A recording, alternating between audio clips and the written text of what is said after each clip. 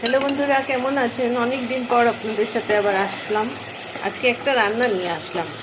আমি চিকেন বানাচ্ছি, কিন্তু এটা এমনি চিকেন না, এটা নর্মাল চিকেন না। এখানে আমি দেবো, এটা হবে গিয়ে পালক চিকেন রাইস। হ্যাঁ, চিকেনগুলো ছোট ছোট করে কেটে নিয়েছি। তার মধ্যে দিয়েছি পেঁয়াজ, আদা, লঙ্কা, রসুন বাটা, ধনে গুঁড়ো, জিরে গুঁড়ো, হলুদ আর লঙ্কা গুঁড়ো দিয়েছি। দিয়ে এটা এখন আমি ফ্রাই করছি। তো ফ্রাই হয়ে গেলে দেখুন আমি কি করছি। এটা খেতে অনেকই ভালো, ওয়ান পট মিল হবে, কিন্তু অনেক পুষ্টিকর। এই যে পালক শাকটা ধুয়ে আমি বেটে রেখেছি। এখন এই পালক শাকটা, চিকেনটা যখন একটু কষে যাবে তখন এটা দিয়ে আর একটু কষিয়ে নেব, পালকটা দিয়ে আর একটু কষিয়ে নেব। মাঝে মাঝে একটু অন্যরকম রান্না করে খেলে বেশ ভালোই লাগে। আমরা নর্মাল বিরিয়ানি করি, এটা নর্মাল বিরিয়ানি না করে আমি একটু পালক দিয়ে করলাম।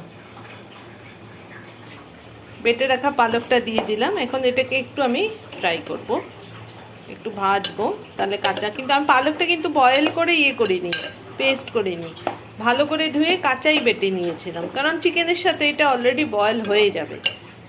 আর যদি পালক পনির দিয়ে যদি করতাম তবে আগে আমি পালকটাকে বয়েল করে নিতাম। চালটা আমি আগে একটু সেদ্ধ করে নিয়েছি, তাহলে ওটা মানে সুবিধা হয়। আমি একসাথে দেইনি, পালকের সাথে দেইনি, আগে একটু সেদ্ধ করে নিয়েছি, যেরকম আমরা বিরিয়ানিতে করি ঠিক ওরকমই। এরপরে এটা আমি স্টিমে দিয়ে দেবো আর একটু পালকটা ভাজা হয়ে গেলে।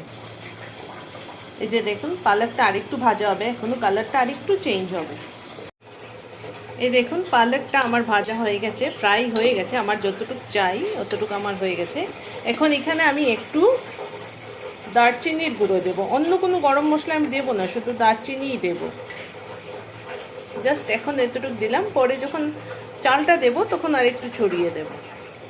এটাকে একটু মিক্স করে নিই, ব্যাস মিক্স হয়ে গেল। এখন আমরা আস্তে আস্তে চালটা দেব। এই যে আমরা এখন চালটা দিয়ে দিচ্ছি পালকের মধ্যে। নিচে চিকেন আছে, উপরে চালটা দিয়ে দিলাম। এরপরে আমরা দেখাচ্ছি কি কি দিচ্ছি, আমি দেখিয়ে দিচ্ছি।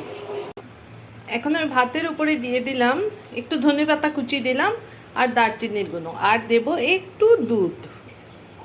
দুধ দিলে না এটা খেতে অনেক টেস্টি হবে। এই যে দেখুন উপর থেকে। এখন এটা আমি দুধ দিয়ে দিলাম। এখন এটা আমি দমে বসিয়ে দেব, 10 থেকে 15 মিনিট দমে থাকবে। আর নিচে একটা তাওয়া দিয়ে উপরে এটাকে চড়িয়ে দেব, তারপরে হয়ে যাবে খেতে। দেখতে থাকুন আপনারা।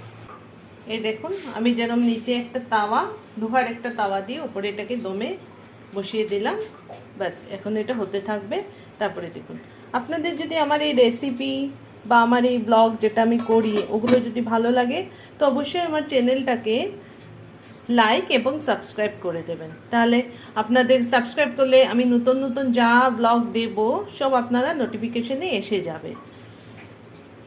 আমি এখন করার পরে লাস্ট এটার রেজাল্ট কি হয় আমি আপনাদেরকে দেখাচ্ছি। এই দেখুন, আমাদের গরম গরম বিরিয়ানি হয়ে গেছে। আমি এখন পুরো আপনাদেরকে দেখাচ্ছি কেমন হয়েছে।